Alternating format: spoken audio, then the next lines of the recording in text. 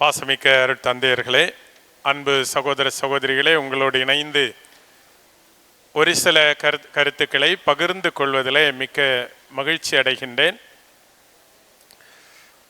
நமக்கு கொடுக்கப்பட்டிருக்கிற தலைப்பு,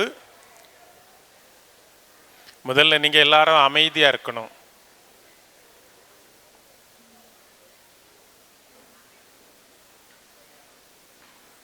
ஆயர் அமைதியை பற்றி தான் பேசிட்டு போனார்.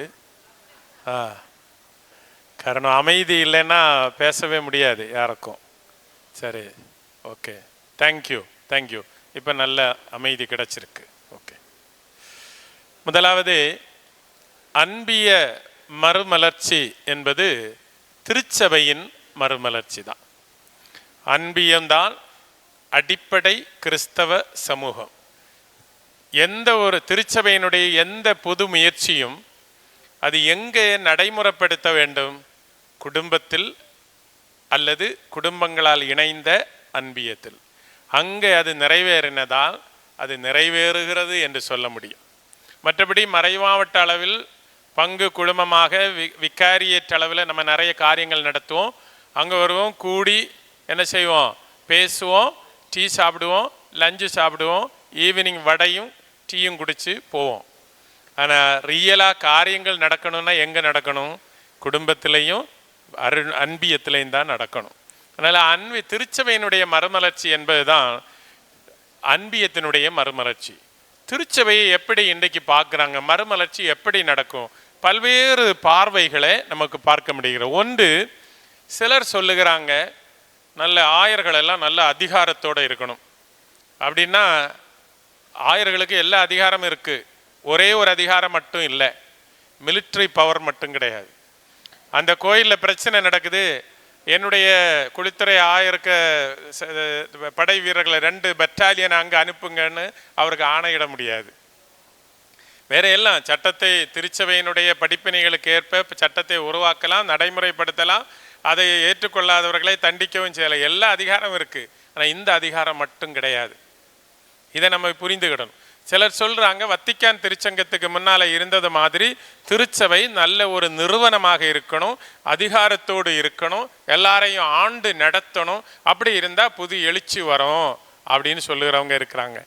அடுத்தது நல்லா ஆர்கனைஸ் பண்ணணும். இப்போ கத்தோலிக்க திருச்சபை உலகத்திலேயே ஒரு திருச்சபை சமூகத்தை எப்படி நம்ம ஒருங்கிணைக்கணும் என்பதற்கு சிறந்த எடுத்துக்காட்டு கத்தோலிக்க திருச்சபை என்பார்கள். அப்போ ரோமையிலேருந்து திருத்தந்தை ஒரு காரியத்தை சொன்னால் நம்ம உடனடியாக அது அடித்தட்டு மக்களுக்கு வரைக்கும் வந்து சேருது இப்போ இல்லையா? அப்படி ஒழுங்குபடுத்தி அல்லது ஒருங்கிணைப்பு சரியான திருச்சபை புதிதாகும் என்கிறாங்க. உலக கலாச்சாரத்தில் உட்புகுந்து செயல்பட்டால், இந்த நற்செய்தி உலக கலாச்சாரத்துக்குள்ள நுழைந்து செயல்பட்டால் திருச்சபை புதிதாகும் என்று சிலர் சொல்லுகிறார்கள். சிலர் சொல்லுவது தொடக்க திருச்சபையின் வாழ்வை பின்பற்றினால், தொடக்க திருச்சபை மக்கள் எப்படி வாழ்ந்தார்களோ நற்செய்தியை கேட்பதிலும் அப்பம் பிற்குவதிலும் நட்புடன் உறவாடுவதிலும் ஒரே மனத்தோடு அவர்களுக்கு எல்லாம் அவர்களுக்கு ஒன்றாக இருந்தது. அந்த மனநிலையில் வந்தால் திருச்சபை என்ன செய்யும்? புதிதாக்கப்படும். அப்படி சிந்திக்கிறவங்களும் இருக்கிறாங்க. அடுத்தபடியாக மனித திறன்களை ஊக்கப்படுத்தினால், மனிதனுக்கு நிறைய ஆற்றல்கள் இருக்கிறது, திறன்கள் இருக்கிறது. உங்கள் கேம்பஸில் உங்கள் அனுமதி இல்லாமல் நுழைஞ்சிருக்கிறோம். Okay, welcome father. வெல்கம். மனித திறன்களை ஊக்கப்படுத்தினால் நிச்சயமாக மறுமலர்ச்சி வரும் என்கிறாங்க. மாறிவரின் சூழலுக்கேற்ப மறைத்தூது பணிகளில் ஈடுபட்டால், இன்றைய உலகம் ஒரு மாறுபட்ட சூழலை சந்திக்கிறது. இங்கு உண்மையான மறைத்தூது பணி, நற்செய்தி பணி செய்தால் திருச்சபை புதிதாக்கப்படும், மறுமலர்ச்சி அடையும். இது ஒரு பொதுவான ஒரு எண்ணங்கள். ஆனால் இதில் எல்லாத்திலையும் கொஞ்சம் கருத்துண்டு. எது தவறு என்று அது நிச்சயமாக அதிகாரம் வேணும், மரபுகளை வலியுறுத்தணும், ஒருங்கிணைப்பு வேணும், கலாச்சாரத்தில் நம்ம கடந்து செல்லணும், தொடக்க திருச்சபை வாழ்வை பின்பற்றணும், திறன்களை ஊக்கப்படுத்தணும், மாறி வருகிற சூழலுக்கு ஏற்ப நற்செய்தி பணியை புதுப்பிக்கணும், நற்செய்தி அறிவிக்கணும். இதெல்லாம் தேவைதான். ஆனால் இந்த மறுமலர்ச்சி என்பது ஒரு என்ன, இதில் எல்லாத்தையும் எடுத்துக்கொண்டு ஒரு புது பார்வையில் நம்ம பார்க்க வேண்டி இருக்கிறது.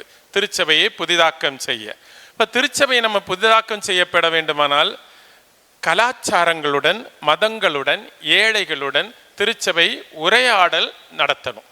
இப்போ இன்றைய வகுப்பில் நான் என்ன சொல்ல போகிறேன்னு சொன்னால், இதனுடைய ஒரு விவிலிய அடிப்படை கொஞ்சம் சொல்லுகிறேன்.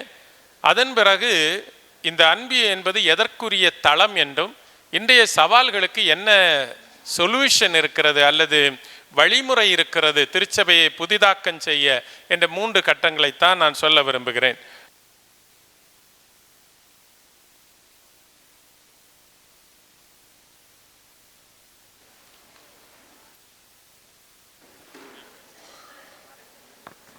ஹலோ ஓகே, சரியா. இந்த வசனம் மார்க்கு நற்செய்தி 1ஆம் அதிகாரம் 15வது வசனம். எல்லாரும் சொல்லுங்க. காலம் நிறைவேறிவிட்டது. பேசுறதுல மட்டும் பிள்ளைகளை மாதிரி இருக்கக்கூடாது, சொல்லுகிறதிலும் பிள்ளைகளை மாதிரி இருக்கணும். காலம் நிறைவேறிவிட்டது, இறையாட்சி நெருங்கி வந்து விட்டது, மனம் மாறி நற்செய்தியை நம்புங்கள். ஃபாதர் சொன்னாங்க, நம்பிக்கையாளர்களுடைய கூட்டம் தான் இந்த அன்பியோன்னு சொன்னாங்க. இப்போ ஆண்டவர் சொல்லி இருக்கிறது எங்க நம்பிக்கை வைக்க சொல்லி இருக்கிறாரு? நற்செய்தியில நம்பிக்கை. இந்த 4 காரியங்களையும் சுருக்கமாக சொல்லிடுறேன். காலம் நிறைவேறி விட்டது அப்படின்னா அர்த்தம் என்ன? 2026 பிப்ரவரி மாதம் 14ஆம் தேதி வேலண்டைன் டேஸ் வந்தது. இது என்ன காலம்? கஷ்டகாலம். இது என்ன காலம்? வரலாற்று காலம். வரலாற்று காலம். ஒவ்வொரு நாளும் இப்படி வந்துட்டே இருக்கும். அது வரலாற்று காலம். ஆண்டவர் இயேசு இப்படி சொல்லலை, இந்த காலத்தை பற்றி சொல்லலை. ஆண்டவர் இயேசு என்ன காலத்தை பற்றி சொல்லுகிறார்? அருளின் காலம், கடவுளுடைய மாட்சி வெளிப்படுகிற காலம். கல்யாணத்துக்கு நேரம் குறிப்பிட வருவாங்க. 9:30 மேல் 10:30 அகமுள்ள சுப முகூர்த்தத்தில் திருமணம் நடைபெறும். நீங்கள் குடும்ப சகிதம், பங்கு சாமியார்கிட்டையும் சொல்றது, நீங்க குடும்ப சகிதம் வருகை தந்து மணமக்கள். இப்போ பங்கு சாமியார் என்ன செய்வேன்னா, அவங்க குடும்ப சகிதம் அழைத்திருக்காங்க. உபதேசியார், இப்போ வால்டர் பாய்ஸு, அப்படி ஒரு 10 பேரை கூட்டிகிட்டு போகிறது. ஏன்னா குடும்ப சகிதம் வருகை தரணும் இல்லையா அப்படின்னு. அந்த நேரம் அல்ல, இந்த நேரம் இல்லை, ராகு காலம் இல்லை. திங்கட்கிழமை காலையில் எந்த காரணத்தினாலேயும் 9 மணிக்கு முன்னால் திருமணத்துக்கு புறப்படவே மாட்டாங்க. ஏன்னா அதுக்கு பிறகுதான் நேரம் விடியும் அவங்களுக்கு. அது வரைக்கும் ராகு காலம். அப்படி தானே? என்னெல்லாம் கொடுமைகள் செய்கிறீங்க நீங்கள். இந்த காலம், இயேசு சொன்ன காலம் நிறைவேறி விட்டது என்றால் கடவுளுடைய மாட்சி வெளிப்படக்கூடிய நேரம், கடவுள் மீட்பு திட்டம் வெளிப்படுகிற நேரம் வந்து விட்டது. அது அன்னை மரியாவிடத்தில் ஆண்டவர் சொன்ன, எனது நேரம் இன்னும் வரவில்லை. அடுத்தது பாருங்க, இறை ஆட்சி நெருங்கி வந்து விட்டது அப்படின்னா ஆண்டவர் இயேசு 2 மிசைலும் யுத்த கப்பல்களோட வந்திருக்காருன்னு பொருள் கொள்ளக்கூடாது. இறை ஆட்சி வந்துரு விட்டது என்று சொன்னால் அதற்கு அர்த்தம் என்னவென்றால், மீட்படிக்கும் கடவுளுடைய பிரசன்னம் நெருங்கி வந்திருக்கிறது. மீட்பரை வாக்களித்து இருக்கிறார். அந்த கடவுளுடைய மீட்பளி, the redemptive presence of Jesus, மீட்பளிக்கும் கடவுளுடைய பிரசன்னம் நெருங்கி வந்திருக்கிறது என்று அர்த்தம். இப்போ 2 காரியம் வந்தாச்சு. டைம் வந்தாச்சு. எனது நேரம் இன்னும் வரவில்லை என்று சொன்னார், இப்போ நேரம் வந்துட்டுன்னு சொல்றாரு. அடுத்தது சொல்லுகிறாரு, இறையாட்சி நெருங்கி வந்து விட்டது. இறைவனுடைய ஆட்சி, கடவுளுடைய மீட்பளிக்கும் பிரசன்னம் நெருங்கி வந்து விட்டது. இப்போ நீங்க என்ன செய்யணும்? 2 காரியம் செய்யணும். மனம் மாறி நற்செய்தியை நம்புங்கள் சொல்லு. இந்த மனம் மாறுகிறதுனா என்னது? மனம் வருந்துதலுக்கும் மனம் மாறுதலுக்கும் வித்தியாசம் உண்டு. மனம் வருந்துதல் தொடக்கம், அதனுடைய உச்ச நிலை தான் என்னது? மாறுதல். தொடக்கம் இல்லாம எப்படி நிறைய ஃபர்ஸ்ட் இன்ஸ்டால்மெண்ட் இல்லாம கடைசி இன்ஸ்டால்மெண்ட் எப்படி கிடைக்கும்? முதல்ல மனம் வருத்தம் வரணும். மனம் வருத்தம் வரணும்னா என்ன வரணும்? தவிடு சாப்பிடணும். லூக்கா நற்செய்தி 15ஆம் அதிகாரத்தில் நம்ம பார்க்கிறோம். அந்த ஊதாரி மைந்தன் ஓமையில பார்க்கிறோம். எப்போது அவனுக்கு அறிவு தெளிவு ஏற்பட்டது? தவிடு சாப்பிட்ட பிறகுதான். அதனால இனி தவிடை எல்லாம் மாற்றி வைக்காதீங்க. நீங்க என்ன செய்யுங்க? சாப்பிடுங்க, நல்ல தவிடு சாப்பிடுங்க. அப்ப என்ன வரும்? மனம் வருந்துதல் வரும். டயபெட்டிக்ஸ் வராது. சரி, டயபெட்டிக்ஸ் வராது. அப்போ இந்த மனம் வருந்தி வருந்தி வருந்தி கடைசியில் வரும்போது தான் நம்ம என்ன செய்கிறோம்? மனம் மாறும். சரி, கடைசியில் உள்ளதான் முக்கியம். கடைசியில் ஆண்டவர் சொல்லுகிறார், நற்செய்தியை நம்புங்கள். இந்த நற்செய்தியை நம்புங்கள்னு சொல்லுகிறாரு. இந்த நற்செய்தி என்பது என்ன? ஆண்டவருடைய வசனம் அது சரிதாம்மா, நான் கொஞ்சம் கூட விளக்கி சொல்லணும். இந்த முதல் நற்செய்தி எங்கே இருக்குது? மத்தேயு, மார்க்கு 2ஆம் நற்செய்தி, லூக்கா 3ஆம் நற்செய்தி. ஓகே, இங்கே இந்த நற்செய்தின்னு சொல்லக்கூடியது என்னன்னு கொஞ்சம் கூட கவனமாக கேளுங்க. இது மொத்தம் இங்கே ஒரு அம்மா சொன்னாங்க, கடவுளுடைய வார்த்தை தான் நற்செய்தின்னு.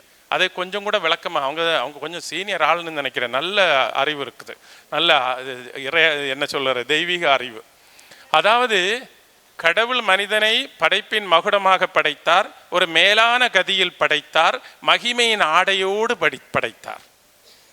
அந்த மனிதன் கடவுளுடைய கட்டளையை மீறிய போது அவன் கடவுளிடமிருந்து அகன்று போனான், மகிமையின் ஆடையை இழந்தான். அதனால தான் இலையை உடுத்தினான்.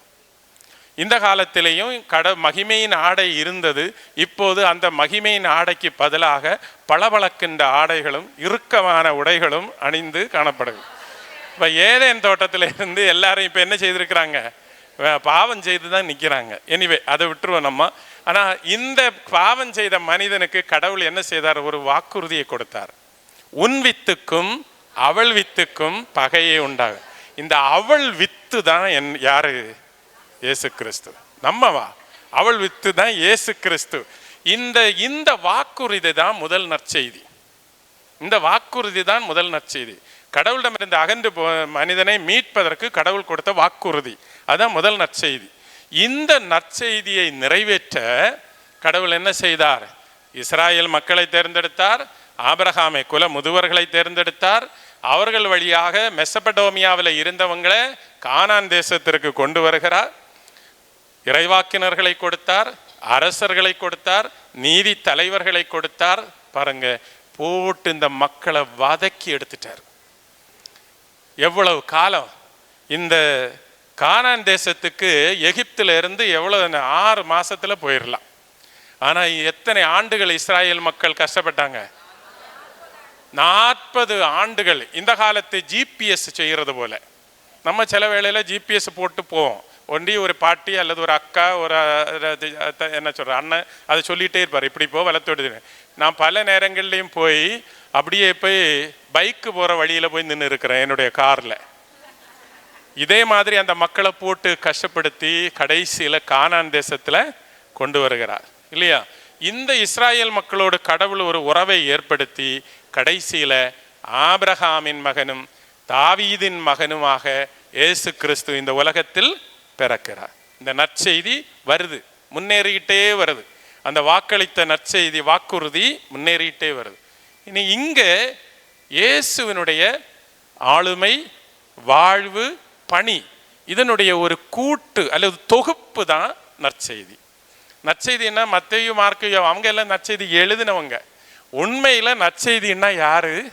இயேசுவின் ஆளுமை, அவருடைய வாழ்வு, பணி. இயேசுவினுடைய வாழ்க்கையை நீங்கள் 5 வார்த்தையில் சுருக்கலாம். 2 காரியத்தை இங்கு வரும். இயேசுவினுடைய பிறப்பு, மனிதராதல், அதை இடது பக்கம் நீக்கி வைங்க. அவருடைய பாடு, மரணம், உயிர்ப்பு, காட்சிகள் கொடுத்தது, இதை வலது பக்கம் நீக்கி வைங்க. வச்சாச்சா? எதை இடது பக்கம் நீக்கி வைக்கணும்? அவருடைய பிறப்பும் இளமை பருவம். அவருடைய பாடு, மரணம், உயிர்ப்பு வலது பக்கம் நீக்கி வைங்க. இனி இடையில இருக்கிறது என்ன?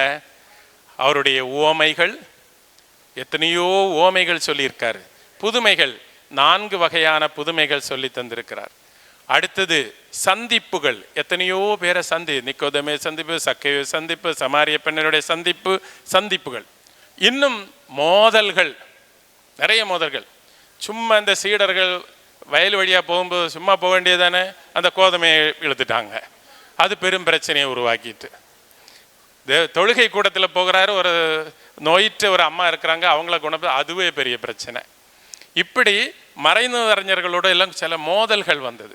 இனி அவர் சீடத்துவத்தை கொடுத்த பயிற்சி சீடத்துவம் 3 கட்டத்தில், கலிலியாவில், எருசலேமில், மீண்டும் கலிலியாவில்.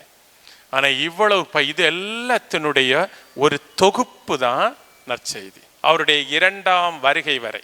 எனவே படைப்பு முதல் இயேசுவினுடைய 2ஆம் வருகை வரை உள்ள அனைத்தினுடையவும் ஒரு தொகுப்பு தான் நற்செய்தி. இவ்வளவு நீங்கள் புரிஞ்சுக்கிட்டோம். இது சிம்பிளாக நான் பைபிளை மொத்தத்தில் சொல்லியாச்சு, அப்படி தானே? இதுதான் நற்செய்தி. மற்றபடி நற்செய்தின்னு சொல்ல 4 நற்செய்தி நான் நிறைய இடத்துல சொல்லுவேன். நீங்கள் நல்லா நற்செய்தி படிக்கிறவங்கன்னு நினைக்கிறேன். நான் ஒரு மெத்தட் சொல்லித்தரேன் எப்படி நற்செய்தி படிக்கணும்னு. மத்தேயு நற்செய்தியை உட்கார்ந்து படிக்கணும். ஏன்னா அது முழுவதும் போதனைகள், உட்கார்ந்து படிக்கணும். அதனால் ஃபாதர்ஸ் பூச வைக்கும்போது உட்கார வேண்டாம். மார்க்கு நற்செய்தியை நடந்து நடந்து படிக்கணும். ஏன்னா அதில் சொல்லி இருக்கிறது எல்லாம் இயேசுவின் காலத்தில் நடந்த நிகழ்வு. பின்னால் இருக்கிறவங்க கேட்குறீங்களா? ஓகே. நடந்து நடந்து படிக்கணும் மார்க்கு நற்செய்தி. அதன் பிறகு 3வது எந்த நற்செய்தி? அது எப்படி படிக்கணும்? முழந்தார் படிக்கிட்டு படிக்கணும். ஏனென்றால் அது முழுவதும் என்னது ஜபச்சூழலில் எழுதப்பட்டிருக்கிறது. இப்போ எல்லாருக்குமே கோயில்கள் எல்லாம் நாற்காலி கேட்குறாங்க. முழந்தாட் படிக்கிறது தான் கஷ்டம். துக்க வெள்ளிக்கிழமைக்கு எங்கள் கோயிலில் இந்த சிலுவை வணக்கம் உண்டு இல்லையா, வருவாங்க. இந்த தாய்மார்கள்ட்ட சொன்னால் கேட்க மாட்டாங்க. நீங்கள் மேலே முழந்தாட் படிக்கிட வேண்டாம், வணங்கிங்க போங்கன்னு. அவங்க முழந்தாட் படிக்கிடுவாங்க. பின்ன 2 அருள் சகோதரிகளை கொண்டு வரணும், இவங்களை எழும்ப வைக்கணும்னு. அப்படிப்பட்ட முழந்தாட்படி விவிலியம் முழந்தாட்படிட்டு வாசிக்கணும். அது ஜெபச்சூழல். இனி யோவான் நற்செய்தி எப்படி வாசிக்கணும்? யோவான் நற்செய்தி எப்படி? அது வாசித்துக்கிட்டு நல்லா சுருண்டு தலையிலோடு மூடிட்டு தூங்கணும். ஏன் நம்ம தூங்கணும்? அதில் என்னன்னா, அதில் தான் ஆழமான கருத்துக்கள் இருக்கிற தியானம் செய்யணும். சரி, இப்போ நான் இது இடையில ஒன்று சொன்னேன்னு தான் ஒன்று. அப்போ நீங்கள் நாளைக்கு இந்த மெத்தடில் படிங்க. இப்போ இந்த நற்செய்தியை ஃபாதர் அடுத்தது போங்க. இந்த நற்செய்தியை நாம் கற்றால் அதற்கு பெயர் மறைக்கல்வி. மறைக்கல்வின்னு உள்ளது பிள்ளைகளுக்கு மட்டும் உள்ளதல்ல, அது எல்லாருக்கும். திருத்தந்தை ஒவ்வொரு புதன்கிழமையும் வத்திக்கான் சதுக்கத்தில் கொடுக்கிற உரைக்கு என்ன பேரு? மறைக்கல்வி. பிள்ளைகளுக்கு மட்டும் இல்லை, பெரியவங்களுக்கு எல்லாருக்கும் மறைக்கல்வி தேவை. 2வது, இந்த நற்செய்தியை நீங்கள் அறிக்கையிட்டால் அது என்னது? நம்பிக்கை அறிக்கை, விசுவாச பிரமாணம். இந்த நம்பிக்கை நற்செய்தியை கொண்டாடினால் அதற்கு பெயர் திருவழிபாடு. அதை கொண்டாடினா திருவழிபாடு. தென் நற்செய்தியை நம்முடைய அறிவை பயன்படுத்தி, புத்தியை பயன்படுத்தி அறிய முயன்றால் அதற்கு பெயர் இறையியல். காரணம், இந்த கூடுதல் தியாலஜி படித்தவங்களும் பிரச்சனைகளை உருவாக்கி விட்டுருவாங்க. நம்ம சாதாரண சிம்பிளாக ஜெபம் இருப்போம், ஆனால் படித்தவங்களும் அது அப்படி இருப்பாங்க. இனி இங்கே தான் நம்ம முக்கியமானது வருது.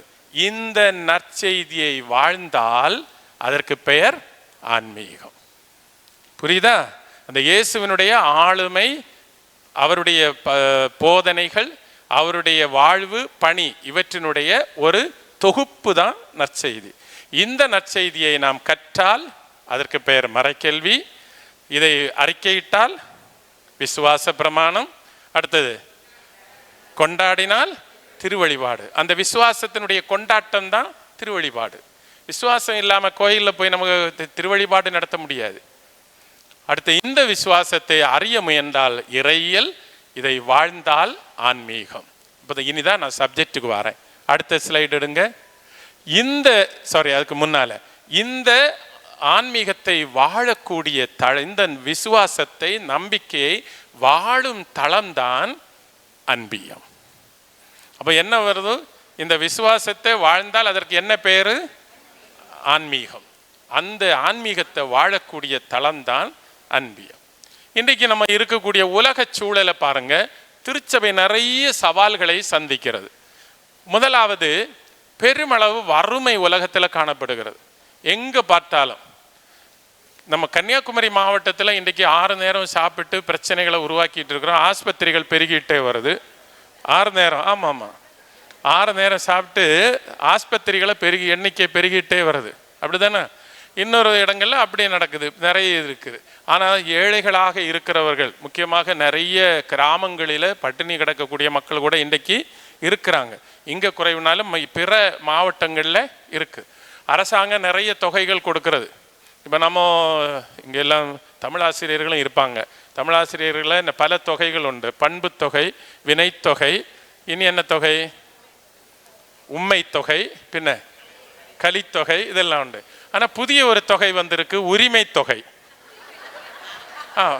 வறுமையை போக, அதுவும் பெண்களுக்கு மட்டும். என்ன இந்த ஆண் பிள்ளைகளுக்கு என்ன பிரச்சனை? ஒண்ணுமே, ஒருத்தருக்கும் ஆண் பிள்ளைகளுக்கு ஒண்ணுமே கிடையாது. விடியல் வருதா, அதுவும் இந்த பெண்களுக்கு தான். விடியலும் பெண்களுக்கு. எப்படி? ஆமாம். அதான் என்ன சொல்றாங்க, பிராண்டி கடை எங்களுக்கு. எவ்வளவு தைரியம் உங்களுக்கு எங்களை பார்த்து இப்படி சொல்ல. ஓகே, சரி, நம்ம வரும் ஏழைகள். அப்போ இந்த சவால் என்ன? இந்த திருச்சபை ஏழைகளுக்கான திருச்சபையாக மாறணும். ஒவ்வொரு திருத்தந்தையர்களும் அப்படி சொல்லி இருக்கிறாங்க. இரண்டாம் அருள் சின்னப்பர், புனித இரண்டாம் அருள் சின்னப்பர் சொன்னார், preferential option for the poor. ஏழைகளுக்காக திருச்சபை என்ன செய்யணும்? தன் ஆப்ஷன், அதாவது அதுக்கு விரும்பி தேர்ந்து கொள்ளணும். அதை ரெண்டாவது, பிறகு வந்த திருத்தந்தை 16ஆம் பெனடிக்ட் என்ன சொன்னார்? அவர் சொன்னார், பொது நலன் கருதி செயல்பட வேண்டும் என்றார். திருத்தந்தை பிரான்சிஸ் என்ன சொன்னார்? விளிம்பு நிலைக்கு உள்ள மக்களை நீங்கள் மையத்திற்கு கொண்டு வர வேண்டும், நடுப்பகுதியில் கொண்டு வரணும்னு சொன்னார். இப்போ இருக்கிற திருத்தந்தை என்ன சொல்லுகிறார்? நீ கிறிஸ்தவ அன்பினுடைய சிறப்பு வடிவம்தான் பிறரன்பு செயல்கள். ஏழைகளுக்கு உதவு என்பது கிறிஸ்தவ அன்பினுடைய சிறப்பு வடிவம் என்று சொல்லுகிறார். எனவே திருச்சபைக்கு இது ஒரு பெரிய சவால். ரெண்டாவது, புலம்பெயர்தல். இன்றைக்கு இருக்கிற எந்த பிள்ளைகளும், நம்முடைய குமரி மாவட்டத்தில் இருக்கிற 12ஆம் வகுப்பு முடித்த பிள்ளைகள்கிட்ட கேட்டால் அவங்க எல்லாருமே வெளிநாடு போகிறதுக்கு தான் விரும்புகிறாங்க. அல்லது படித்து முடித்தவங்க, பிஏ முடித்தவங்கள்ட்ட கேட்டால் அவங்க ஒன்றில் கோயம்புத்தூர் அல்லது சென்னை அல்லது பெங்களூர் அங்கெல்லாம் போகிறதுக்கு தான், அல்லது வெளிநாடு போகிறத. இங்கே யாரும் தங்குகிறதுக்கு விரும்பலை. அப்படிப்பட்ட புலம்பெயர் பணியின் நிமித்தமும் படிப்பின் நிமித்தமாகவும் என்ன செய்கிறோம்? புலம்பெயர்தல் நடைபெறுது. கேரளாவில் ரொம்ப கொடுமை இது. இவன் நிறைய பேர், அவங்க எல்லாருமே கல்ஃப் கண்ட்ரீஸில் தான் இருக்கிறாங்க. இங்கேயும் நமக்கு இப்போ அந்த ஒரு நிலைமை வந்துட்டு. அப்போ திருச்சபைக்கு என்ன? பல இடங்கள்லேருந்து இப்படி மக்கள் ஒன்று கூடி வர்றாங்க. அப்போ இந்த ஒரு ஒன்றித்த திருச்சபையை உருவாக்குவது மிக கடினம். அவங்க பல கலாச்சாரத்திலிருந்து வர்றாங்க. பல பண்பாடுகளுக்கிடையே நல்லுறவு. சில ஒவ்வொரு இடங்கள்லையும் ஒவ்வொரு பழக்க வழக்கங்கள், அணுகுமுறைகள் எல்லாம் இருக்கும். இதெல்லாம் சேர்ந்து வரும்போது அது ஒரு பிரச்சனை. திருச்சபையை எப்படி ஒன்றுபடுத்தப்படுகிறது என்பது. பல்சமய சூழல், குறிப்பாக நம்முடைய இந்த பகுதியை பார்க்கும்போது பல சமயங்கள் இருக்கிறது. அந்த சூழலில் எப்படி பல்சமய உரையாடல் நடக்குது, இதை பற்றியெல்லாம் ஒருவேளை ஃபாதர் MC ராஜன் அழகாக பேசுவார். அதனால் நான் அந்த இதுக்கு போகல. சவால்கள், சூழலியல் நெருக்கடி. இப்போ இயற்கை பிரச்சனைகள் இருக்கிறது. அவர்கள் அதில் குறிப்பிட்டாங்க, புனித பிரான்சிஸ் அசிசியை சொல்லும்போது. அப்போ இங்கே எக்காலஜிக்கல் பிரச்சனை. நம்முடைய இந்த மேற்கு தொடர்ச்சி மலையே இல்லாமல் வரக்கூடிய நிலைமை வருது. அது வந்துன்னு சொன்னால் நமக்கு இன்னைக்கு இருக்கக்கூடிய கிளைமேட் ஒருபோதும் இருக்காது. காவல் கிணறுக்கு அப்புறம் போய் பாருங்கள், நம்ம கிளைமேட் அப்போவுமே தெரியும். திருப்பி வரும்போது நம்ம இங்கே உள்ளே வந்துட்டோன்னு உள்ளது தெரியும். அது இந்த மேற்கு தொடர்ச்சி மலையினுடைய ஒரு ஆசிரியர் என்று தான் சொல்லணும். அப்போ திருச்சபை என்ன? ஒரு பசுமை திருச்சபையாக மாற வேண்டி இருக்கிறது. இப்படிப்பட்ட சவால்கள் இருக்கிறது. இதில் என்ன செய்ய முடியும்? அடுத்து இதுக்கு போங்க. இளைஞர்களுடைய நிலையை பாருங்க. நான் அதை ஆங்கிலத்தில் போட்டிருக்கிறேன். இன்றைய இளைஞர்களுடைய நிலை, இதை சொல்லுகிறது எப்பிக் ஜெனரேஷன் சொல்லுகிறோம். Epic generation, EPIC, epic generation சொல்கிறோம். என்ன அது? எக்ஸ்பீரியன்ஷியல் தான் ரேஷனாலிட்டி. அறிவு புத்தியை பயன்படுத்துவதை விட அவன் அனுபவத்தை தான் பயன்படுத்துகிறான். அனுபவப்பட்டாதான். இப்போ நீ அந்த பக்கமாக போகாத, அங்கே ஒரு ஆழமான குண்டு இருக்குதுன்னு சொன்னால் அவன் அப்படி தான் போவான். அதில் போய் அவன் விழுந்து என்ன செய்வான்? கையங்கால் அடிச்சு கூக்குரல் போட்டு, அல்லனா அங்கேருந்து செல்ஃபோனில் யாரையாவது விழிப்பான், கூப்பிடுவான். அதுக்கு பிறகு தான் அவனை எக்ஸ்பீரியன்ஸ் வந்தால் தான் இந்த மாதிரி இன்றைய இளைய தலைமுறையினுடைய நிலைகள். ஒன்று. ரெண்டாவது, பார்ட்டிசிபேஷன் தான் ரெப்ரசன்டேஷன். இப்போ கூட நீங்கள் பாருங்கள், ஒவ்வொரு பங்கில் இருந்தும் 5 பேர் வர சொன்னீங்க, அப்படி தானே? நீங்கள் எத்தனை பேர் அந்த ஓகே நான் இதில் பார்ட்டிசிபேட் பண்ண, எனக்கு அங்கே என்ன ரோலு அப்படின்னு கேட்டிங்களா? நான் அங்கே போய் என்ன செய்யணும்னு சொல்லி வரவேற்புரை சொல்லணுமா, என்ன சொல்லணும்னு கேட்டிங்களா? இன்னைக்கு பொதுவாக அப்படி தான். வாட் இஸ் மை ரோல் தேர்? வேண்டனா தான் வருவேன். அரசியல் கூட்டங்களை பாருங்கள், அது ஃபாதருக்கு நல்லா தெரியும். ஒரு ஜெனரல் செக்ரட்டரி, ஒரு 15 அடிஷ்னல் ஜெனரல் செக்ரட்டரி, பின்ன ஜாயிண்ட் செக்ரட்டரி, ஜாயிண்ட் இளகிய செக்ரட்டரி, இப்படின்னு ஒரு 100 பேர் இருப்பாங்க. ஒரு மீட்டிங்க்கு வந்தால் இந்த 100 பேரும் பொறுப்பாளர்கள் தான், தொண்டர்கள் இல்லை. காரணம் என்ன?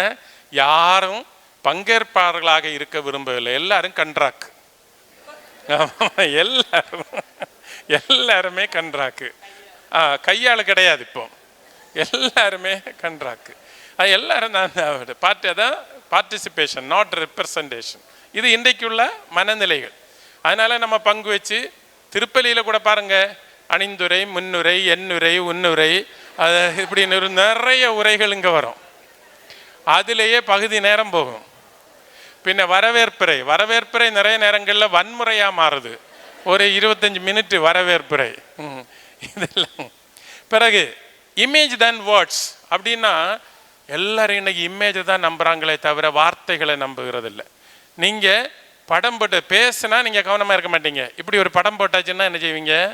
அதில் பார்க்குறீங்க. இதுதான் இன்னைக்கு மெடிக்கல் சைடில் என்ன வருது, எல்லா இமேஜும் தான் ரொம்ப முக்கியம். இமேஜ் ப்ராசஸிங்கில் தான் நோய்கள் என்னெல்லாம் ஸ்கேனு, ஐயோ, சிடி, பிடி, ஹெச்டிஎஃப்சி இப்படின்னெல்லாம் நிறைய ஸ்கேனு. ஹெச்டிஎஃப்சி ஸ்கேன் இல்லையோ, அது இப்போ வரும், உடனே வரும், அடுத்தது வரும் உங்களுக்கு. அங்கேயும் உங்களை ஸ்கேன் பண்ணுவாங்க. அப்போ இப்படி நிறைய இதெல்லாம் வந்திருக்கு. இதெல்லாம் அடிப்படையாக என்ன, இமேஜை வச்சு தான் அவங்க கண்டுபிடிக்கிறாங்க நோய்களே இல்லை. பிள்ளைங்களிடத்துலேயும் நீங்கள் பேசும்போது பாருங்கள், பேசி பிரயோஜனம் இல்லை. இந்த மாதிரி இதில் அனுப்புறது, மெசேஜ் அனுப்புறது எல்லாமே எல்லாம். இன்றைக்கி வாலண்டைன்ஸ் டே எவ்வளோ பேர் இமேஜ் அனுப்பியிருக்காங்க இல்லையா? உங்களுக்கு அனுப்புகிறாங்களே, எனக்கு யாரும் அனுப்பலை, உங்களுக்கு அனுப்பியிருக்காங்கன்னு தெரியாது. ஒரு ஃபோன் இருந்தாலே போதும், அப்படி தானே? ஓகே, அடுத்தது அப்போ இமேஜ் தேன் வேர்ட்ஸ். அடுத்தது என்ன, கனெக்டட் தேன் ஐசோலேட்டட். அதாவது இன்றைக்கி யாரும் எல்லாருக்கும் இந்த வைஃபை இல்லைன்னா கை விரைக்கும். எங்கேயாவது ஒரு இடத்துல போய் ஃபோன் இருந்தால் மட்டும் ஃபோனு இல்லைன்னாலே கை விரைக்கும். ஃபோனு இல்லாமல் அந்த வைஃபை கூட இல்லைன்னா பிரச்சனை தான். எல்லாருக்கும் இந்த பிரச்சனை தான். எங்களுக்கு ஒன்று இந்த பிரச்சனை இல்லைன்னு நீங்கள் நினைக்கக்கூடாது. ஏர்போர்ட்டில் போன உடனே முதல்ல நம்ம செய்கிறது என்ன, இந்த வைஃபைக்கான லிங்க்டாக இருக்கிறோம், கனெக்டடாக இருக்கிறோம். மொத்த உலகத்தும் என்ன செய்கிறோம், லிங்க்டாக இருக்கிறோம். இதுதான் இன்றைக்குள்ள உலகம், இன்றைக்குள்ள இளையோர கூட்டத்தில். அதனால நிறைய பைபிளில் கூட நிறைய ஆட் பண்ண வேண்டி இருக்குது. பாருங்கள், பவுலடியார் சொல்லுவார், இந்த மோசமான செயல்பாடுகளுக்கு ஒரு லிஸ்ட்டை கொடுப்பாரு. பரத்தமை, கெட்ட நடத்தை, அழுக்காறு, பிரிவினை இப்படின்னு சொல்லுவார். அதில் கடைசியில் சொல்லி இருக்கிறாரு களியாட்டம்னு.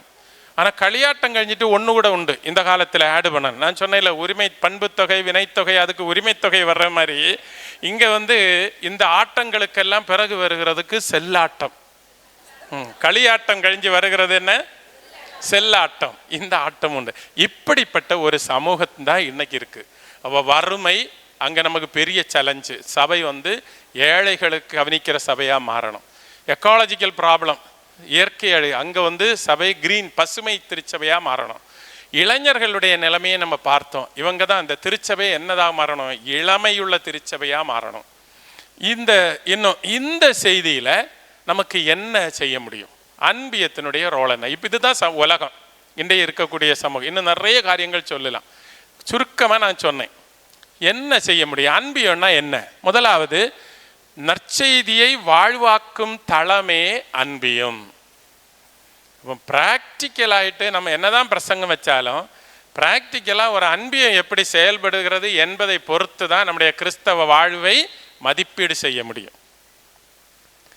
எல்லாரும் கோயிலுக்குள்ளே கோயில் நிறைய ஆட்கள் வந்திருந்தாங்க, எல்லாம் நல்லா இருக்குன்னு நினைக்க முடியாது. அந்த ப்ராக்டிக்கலாக நம்ம எப்படி இருக்கோம்னா அங்கே தான். அது என்ன தளம்னு பார்ப்போம். முதலாவது, அடுத்ததுக்கு போங்க. அன்பியம் இறைவாக்குரைக்கும் தளம். அன்பியத்தில் என்ன கிடைக்கும்? காலத்தின் அறிகுறிகளை வாசிக்கிறோம். அவ்வப்போது வருகிற திருச்சபை காலத்தின் அறிகுறிகளை வாசித்து நமக்கு விளக்குகிறது. வேற எந்த சபைக்கும் இல்லாத ஒரு தனி சிறப்பு கத்தோலிக்க திருச்சபை உண்டு. நம்ம எல்லாம் கத்தோலிக்கர்களாக இருக்கிறதுல பெருமை கொள்ளணும். ஏன்னா அதுக்கு பிறகு எத்தனை சபை வந்தாலும், ப்ராட்டஸ்டன்ட் சபை வந்தாலும், பெண்டகோஸ்டல் சமூகங்கள் வந்தாலும், ஒரே ஒரு காரியத்தை மட்டும் நீங்கள் சிந்தித்தா போதும், அவங்க எல்லாம் சொல்லுகிறது இல்லாத ஒரு திருச்சபை அல்ல கத்தோலிக்க திருச்சபை. ஒரே ஒரு கேள்வி, கத்தோலிக்க திருச்சபையில் இல்லாதது அவங்களிடத்துல எது இருக்கிறது? எல்லாம் மனிதனுடைய தன்னலங்கள்னால உருவானது தான் பிற சபைகள் எல்லாம். அது இருக்கட்டும், அவங்கள்ட்ட இருக்கட்டும். நம்ம இங்கே கத்தோலிக்க திருச்சபை காலத்தின் அறிகுறிகளை வாசித்து நமக்கு உதவும். அது நமக்கு வரும். திருத்தந்தை ஒரு சொன்னால் அது நமக்கு அருள்வாழ்வியம் வர அல்லது அன்பியம் வரைக்கும், நம்முடைய குடும்பங்கள் வரைக்கும் சேருது. கத்தோலிக்க திருச்சபை இதை சொல்லும். எவ்வளவு பெரிய பிரச்சனைகள் வந்தாலும் இப்போ வந்திருக்கிற ஆர்டிஃபிஷியல் இன்டெலிஜென்ஸ், அதில் வர ஆபத்து என்ன? இன்டர்நெட் அல்லது வலைத்தளம், இணையதளம், முகநூல். நிறைய பேருக்கு இப்போ நூல் மட்டும்தான் இருக்கு, முகம் இல்லை. முகநூல்னா என்னது?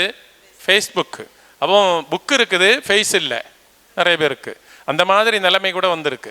ரெண்டாவது, நம்பிக்கையும் சமூக வாழ்வும் மோதிக்கொள்கிறது. இங்கே தான் அன்பியத்தில் தான் நம்ம நம்பிக்கை என்ன, இங்கே நம்ம ரியல் சமூக வாழ்வு என்ன, இதுக்கு ரெண்டுக்கும் இடையில என்ன வருது? ஒரு போராட்டம் வருது. நம்ம இப்படி நம்புகிறோம்னா இப்படி செய்யணும். சகோதரனை நேசிக்கணும்னு ஆண்டவர் சொல்லியிருக்காரு, இயேசுவினுடைய படிப்பினை. ஒற்றைக்கு நின்றுட்டு நேசிக்க முடியுமா? அப்போ எங்கே வரணும்? அன்பியத்தில் வரணும். செயல்படுத்துறதுக்கு அங்கே வரணும். வாழ்க்கையும் இந்த விசுவாசமும் அல்ல நம்பிக்கையும் என்ன செய்கிறது? மோதிக்கொள்கிறது. அங்கே தான் உரசி பார்க்குறோம். அங்கே தான் மதிப்பெண்ணல்ல மதிப்பீடுகள் அங்கே வாழப்படுகிறதா என்பது தான் முக்கியம். அமைதி நீதி போன்ற விழுமியங்கள் பாதுகாக்கப்படும் தளம். இங்கே தான் அமைதி நீதி நேர்மை. இன்னைக்கு நம்ம தொடக்கத்தில் வாசித்தோம் ஒரு விவிலிய பகுதி, மத்தேயு 5, அதில் 5:8 பாருங்க. என்ன சொல்லுது? இதயத்தில் தூய்மையுள்ளோர் பேறு பெற்றோர், ஏனெனில் அவர்கள் கடவுளை காண்பர். இதய தூய்மைன்னா என்ன? புனிதம்னா என்ன? புனிதம் என்பது நேர்மை. Holiness is sincerity. நேர்மை தான் புனிதம். அப்போ அமைதி நீதி போன்ற விழுமியங்கள் பாதுகாக்கப்படும் தளம். அக்கறை கொண்ட ஒரு சமூகம் இங்கே உருவாகிறது. இங்கே ஒரு அன்பியம் நல்லா இருக்குன்னா ஒருவருக்கொருவர் அக்கறை உள்ளவர்களாக நம்ம இருக்கிறோம். இப்போ இறைவாக்குரைக்கக்கூடிய அங்கே இருக்க சரி எது தவறு என்னது என்ன நமக்கு சுட்டி காட்டக்கூடிய ஒரு தளம் தான் வாழ்க்கைக்கு வழிகாட்டுதல் நெறிமுறைகள் தருகின்ற ஒரு தளம். அடுத்தது அன்பியம் சந்திக்கும் தளம். அங்கே தான் நம்ம என்ன செய்கிறோம்? எல்லாரையும் சந்திக்கிறோம். கோயிலில் போனால் நம்ம ஈஸியாக என்ன செய்திடலாம்? யார்கிட்டையும் பேசாமல் போய் உட்கார்ந்து குருவானவர் சொல்ல திருப்பலி நிறைவேறிட்டு சென்று வாருங்கள். உடனே நம்ம என்ன அன்போடு கீழ்ப்படிதல் உள்ள பிள்ளைகளாக சென்று வருவோம். யார்கிட்டையும் பார்க்கணும். இன்னும் முதல்ல போய் பார்த்து சண்டைக்காரி எங்கே நிற்கிறா அல்லது குடும்பத்தில் உள்ள மாமியார் எங்கே நிற்கிறான்னு பார்த்து அவங்க நிற்கிறத விட 4 லைன் ஃப்ரண்டில் போய் நிற்கிறது. ஏன்னா சமாதானம் கொடுக்கும்போது திரும்பணும் இல்லையா? அதனால தொலைவில் போய்ங்க அல்லது வேறொரு ஆள் பிரச்சனைக்கு கோயிலில் எப்படி அட்ஜஸ்ட் பண்ணிட்டு போயிடலாம். ஆனால் அன்பியத்தில் என்ன செய்ய முடியாது? இப்படி எல்லாம் பக்கத்தில் தான் இருப்போம். கட்டாயமாக என்ன செய்யணும்? சமாதானம் கொடுக்கணும், முகத்தில் பார்த்து பேசணும், செய்யணுமா? அதுதான் அங்கே சிக்கல். உரையாடலின் தளம், ஒருவரை ஏற்றுக்கொள்ளும் தளம், பிறருடைய தனித்திறன்களை ஏற்றுக்கொள்ளும் தளம், உறவு சமூக அனுபவ தளம், ஜெப பயிற்சி நடக்கும் தளம், பொது நலன் கருத்து மதிப்பீடு செய்யும் தளம், மனித மாண்பு ஆண் பெண் தனி வரங்கள் வெளிப்படும் தளம், பங்கேற்பு முறையில் முடிவுகள் எடுக்கப்படும் தளம். இதையெல்லாம் விஜி ஃபாதரும் கொஞ்சம் சொன்னார். இப்போ சந்திப்பு இங்கே தான் நடக்குது. ஒருவரை ஒருவர் சந்திக்கிறது இங்கே தான். நம்ம இன்னும் பிரச்சனை பாருங்க, வீடுகளில் நம்முடைய பிள்ளைகளெல்லாம் இப்போ இன்னைக்கு எத்தனை பிள்ளைகள்? 1 அல்லது 1.5, அப்படிதானே? 1, 1.5 பிள்ளைகள் தான் இருக்கிறது.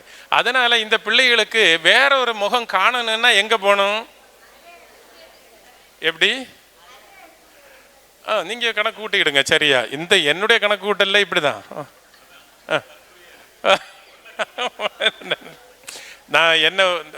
நான் என்னுடைய நோக்கம் என்னன்னு தெரியும்ல. ஓகே, கணக்கல்ல, பிள்ளைகள் குறைவா இருக்குன்னு அர்த்தம். அப்போ அதனால இந்த பிள்ளைகளுக்கு சமூக உணர்வு கிடைக்கணும்னா எங்கே போகணும்? இங்கே தான் வரணும், அன்பியத்தில் வரணும். அன்பியத்தில் தான் வரணும். சமூக உறவுல ஏற்படுகிறதுக்கு பிறருடைய தனித்திறமைகளை ஏற்றுக்கொள்ளும் தளம். அதை பற்றி நான் பிறகு விளக்கி சொல்கிறேன் கொஞ்சம். உறவு சமூகம் எப்படி நமக்கு சேர்ந்து பயணிக்கிறதுன்னு, நம்ம இணைந்து பயணிக்கும் திருச்சபைன்னு நம்ம பேசுகிறோம், கொஞ்ச நாளாட்டு பேசுகிறோம் இல்லையா? எல்லாரையும் பொறுப்புள்ளவங்களாக மாற்றுகிறது கிறிஸ்தவ வாழ்வுக்கு. அடுத்தது ஜெப பயிற்சி, நம்ம சேர்ந்து ஜெபிக்கிறோம். அந்த அந்த அன்பியத்தில் உள்ள கஷ்டப்படுகிறவங்களுக்கு, நோயிட்டு இருக்கிறவங்களுக்கு, அவங்களுக்கு வேண்டியெல்லாம் ஜெபிக்கிறோம். அடுத்தது பொது நலன் கருத்து, அங்கே இருக்கிற ஏழைகளாக இருக்கிறவங்களுக்கு உதவி செய்கிறோம், படிக்க உதவி செய்கிறோம், மருத்துவ உதவி செய்கிறோம், நம்ம அக்கறையோடு கவனிக்கிறோம், அதான் முக்கியம்.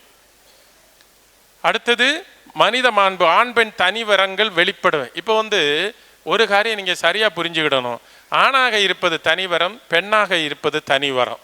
ஆண் பெண்ணாக மாறவோ பெண் ஆணாக மாறவோ முயற்சிக்க கூடாது. ஆண் பெண்ணினுடைய வேடமோ பெண் ஆணினுடைய வேடமோ போடக்கூடாது. இப்போ இருக்கிற பெரிய சேலஞ்ச் அதுதான். ஒரு ஆளை பார்க்கும்போது இது ஆணா பொண்ணான்னு அறிய முடியல. பையங்க எல்லாம் இது மாதிரி பாருங்க, அவன் முன்னாலே எல்லாம் அழகாக அவனுக்கு தலையை பார்த்தாலே தெரியும். இப்போ வந்து அவன் எல்லாம் இதோடைய ரோடு வெட்டுறான். சுற்றும் ஷேவ் பண்ணுறது முன்னால எல்லாம் தாடி இந்த இடத்த தான் தாடியை ஷேவ் பண்ணிட்டு இருந்தாங்க. இப்போ இவ்விடம் இல்லை, இங்கே ஷேவ் பண்ணுறது. இந்த பட்டிமன்றத்தில் எல்லாம் அழகாக இதை பற்றி வர்ணித்து சொல்கிறத நான் கேட்டிருக்கிறேன். அப்போது நிலைமையை பாருங்கள், ஆணாக இருப்பது தனி வரம். கடவுள் அப்படி தான் அமைத்திருக்கிறார். பெண்ணாக இருப்பது தனி வரம்.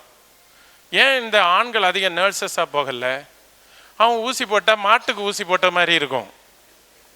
பெண்கள் தான் அதிகமாக போகிறாங்க. ஒரு காலத்தில் ஜெயலலிதா அம்மா ஒரு சட்டம் கொண்டு வந்தாங்க, பிரைமரி ஸ்கூலில் என்ன செய்யக்கூடாது, ஆண்களை ஒரு சார் வந்து இப்படி மீசையை முறுக்கிக்கிட்டு இப்படி வந்தால் பிள்ளைகள் பயந்து ஓடிடும். அப்போ அது பெண்களுக்குரிய இயல்பு, அவர்களுடையது. ஒரு கை குழந்தையை எடுத்து ஒரு ஆம்பளை கிட்ட குளிப்பாட்டை கொடுத்து பாருங்க, பிறகு குழந்தையே கிடைக்காது. ஆனால் நீங்கள் எல்லாம் திறமைசாலிகள்.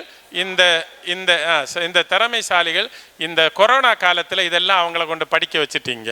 குழந்தைய குளிப்பாட்டுறது எப்படி, சாப்பாடு சமைக்கிறது எப்படி, தோசை போடுறது எப்படி, இப்படின்னு எல்லாம் படிக்க வச்சுட்டீங்க. அது உங்கள் திறமை. அடுத்து பங்கேற்பு முறையில் முடிவுகள் எல்லாரோடும் கலந்து ஆலோசித்து ஒரு முடிவுகள் எடுக்கக்கூடிய தனம். எனவே நம்ம எல்லாரும் சந்திக்கிற இடம்தான் இந்த தளம். அடுத்தது அன்பியம் வளர்ச்சியின் தளம், லெபார்டரி ஆஃப் ஸ்பிரிச்சுவாலிட்டி. நம்ம ஆன்மீகத்தை வாழ்ந்து படிக்கிறது அங்கே தான். ஏன்னா நிறைய காரியங்கள் நம்ம படிக்கிறோம், அறிகிறோம். ஆனால் அதை செயல்படுத்தி பார்க்கறது, ஆன்மீகத்தை வாழ்ந்து பார்க்கறது, இது அதனுடைய தளம் இங்கே தான். அடுத்தது சமூக வழிபாட்டு அனுபவர் தருமை. நம்ம தனியாக நின்று பாடுறதுக்கும் 5-6 பேர் சேர்ந்து நின்று பாடுவதற்கும் வித்தியாசம் உண்டு. இணைந்து கடவுளை புகழ்வதற்கு நமக்கு வாய்ப்பு கிடைக்கிறது. அடுத்தது ஒருவரை ஒருவர் தாங்கி கொள்ளும் தளம். இதுதான், இங்கே தான் பிரச்சனை. ஒருவரை ஒருவர் தாங்கி கொள்ளும். அந்த இங்க மாற்றிட்டு இக்கு போட்டு பாருங்க பார்ப்போம். அந்த ஒரே ஒரு எழுத்து நம்ம அதிகமாக பயன்படுத்துகிற எழுத்து அல்ல அது. இங்கு அஞ்சன ஞம்மன அதிகம் பயன்படுத்துறது இல்லையே. ஓகே, இங்கே தமிழாசிரியர்களெல்லாம் இருக்கிறாங்க, இங்கே ரஜனபாய் டீச்சரெல்லாம் இருக்கிறாங்க. அதனால் நான் சரியாக உச்சரிக்கலைன்னா என்னட்டே சண்டை போடுவாங்க அவங்க. பிறகு நம்ம இங்கு இக்காய் போனால் என்ன ஆகும், கம்ப்ளீட் அர்த்தமும் மாறும். ஒருவரை ஒருவர் தாக்கி கொள்ளுங்கள்னு வரும். இது யார் சொன்னது? பவுலடியார் கலாத்தியருக்கு சொன்னது, 6ஆம் அதிகாரம் 2வது வசனம். ஒருவரை ஒருவர் தாங்கி. இந்த ஒருவரை ஒருவர் தாங்கி கொள்ளணும்னா அது அன்பியத்தில் தான் முடியும். ஒருவரை ஒருவர் தாங்கி கொள்வதற்கான தளம்தான் அன்பியம். ஓகேயா? அடுத்ததுக்கு போங்க ஃபாதர். அடுத்தது அன்பியம் பணிவிடையின் தளம், சர்வீஸ். அதானே இங்கே ஆயர் சொன்னாரே, நீங்கள் கழிஞ்ச 1 வருஷத்தில் எனக்கு பொறாமையாக இருந்து அன்பியத்திலேயே 1 கோடி ரூபாய்க்கு உதவி செய்தீங்களாம். உண்மைதானே? நம்பலாமா? யார் கணக்கர்? யார்? நீங்கள் தானே? அவங்க இப்பவும் குழந்தைய தான் இருக்கிறாங்களாம், பேபி. ஓகே, சரி. சந்தோஷம். ரொம்ப இன்னும் செய்யுங்க, இன்னும் நல்லா செய்யுங்க. அதை விட நம்ம காசு மட்டும் இல்லை. இன்றைக்கி பாருங்கள், நான் பாரிஸில் இருக்கும்போது எனக்கு ஒரு அனுபவம். அந்த ஒரு அம்மா 2 பையங்க தான் பிள்ளைகள். அந்த பையங்கள்லாம் வெளியே இருக்கிறாங்க. அம்மாவுக்கு ஆப்ரேஷன், அவங்க ஹாஸ்பிட்டலில் இருக்கிறாங்க. யாரும் அவங்க கூட இருக்கிறதுக்கு இல்லை. அவங்க என்ன செய்தாங்கன்னு தெரியுமா? அவங்க அன்பியத்தில் இந்த பெண்கள் வந்து டைம் டேபிள் போட்டு ஒரு நாள் ஒரு ஆள், அடுத்த நாள் ஒரு ஆள், அதுக்கு அடுத்த ஒரு நாள் அவங்க போய் பைஸ்டாண்டாக போய் அவங்களே நின்று வீட்டில் வர்றது வரைக்கும், வந்த பிறகும் அவங்க வீட்டு பெண் பிள்ளைகள் இருந்திருந்தால் அவங்க செய்து கொடுப்பாங்க. இதுதான் என்னது? பணிவிடை. காசு மட்டும் கொடுக்கறது இல்லை, பணிவிடை. கவனிக்கிறது யாரும் இல்லை. ஒரு முதியோர் இருக்கிறாங்க, கொஞ்ச நேரம் அவங்கள்ட்ட போயிருந்து பேசுறது, அவங்கள கவனிக்கிறது. அந்த அன்பியத்தில் எல்லோரும் கவனிக்கப்படாதவர்களாக யாரும் இல்லை என்ற நிலை வர வேண்டும். அப்போதான் நம்ம தொடக்க திருச்சபை நிலைமைக்கு போகிறோம். எல்லாரும் கவனிக்கப்பட வேண்டும். ஆனால் பெரிய சவால் என்னன்னா, சில பழக்க வழக்கங்கள். இப்போ கஞ்சா அடிச்சுட்டு வர்றவனை எப்படி பராமரிக்கிறது? அதே மாதிரி குடிநோயாளியாக இருப்பவரை பாதுகாப்பதும் பராமரிப்பதும் எளிதல்ல. ஆனால் நோயிட்டால் நம்ம அவரை ஒரு நோயாளியாகத்தான் பார்க்கணும், பார்த்து செய்ய வேண்டியது. இன்னொன்று, திருமுழுக்கு பெற்றோர் பிறருக்கு பணிவிடை செய்யும் தளம். இப்போ நம்ம ஞானஸ்நானம் பெற்று ஒரு சபையில் அல்லது ஒரு உறுப்பினர்களாக இருக்கிறோம், கிறிஸ்துவனுடைய பிள்ளைகளாக நம்பிக்கையாளர்களாக இருக்கிறோம் என்றால் நம்ம ஒருவருக்கொருவர் பணிவிடை செய்கிற தாங்கிக் கொள்பவர்களாக இருக்கணும். அதற்குரிய ஏழைகளுக்காக அக்கறை கொண்டு செயல்படும் தளம், ஏழைகள் மீது இரக்கம் காட்டுகின்ற தளம். கடைசியில் ஒருவரை ஒருவர் தாங்கிக் கொள்ளுங்கள், உறவொன்றிப்பின் அதுக்கு முன்னால் ஃபாதர் பணிவிடையின் தளம். என்னெல்லாம் தளம் சொன்ன? இறைவாக்குரைக்கும் தளம், சந்திக்கும் தளம், வளர்ச்சியின் தளம். அது நான் சொல்லலையோ போடலையோ, வளர்ச்சியின் தளம். நம்மளை ஒவ்வொருத்தரும் நம்ம அன்பியத்தில் தான் நமக்கு பிள்ளைகள் படிக்கிறது, அவங்களுக்கு வளர்ச்சி எல்லாம் பார்த்து அவங்கள பாராட்டவும் ஊக்குவிக்கவும் நமக்கு முடியும். ஏதாவது பிள்ளைகள் படிக்க முடியாமல் இருந்தால் அவங்களுக்கு கொஞ்சம் சப்போர்ட் பண்ணி படிக்க வைக்க முடியும். எல்லாரும் கவனிக்கப்படுகிறாங்க என்ற ஒரு எண்ணம் வரும். சரி, அப்போ இப்படி இந்த ஆன்மீகத்தை நம்ம இதற்கு சில வழிமுறைகள். எனக்கு 12:30 வேறு தானே ஃபாதர்? 12:30 தானே? ஓகே. அப்போது என்ன சொல்யூஷன்? இப்படியெல்லாம் நிறைய பிரச்சனை இருக்குது அன்பியத்தில், கிறிஸ்தவத்தை வாழ்கிறதுல.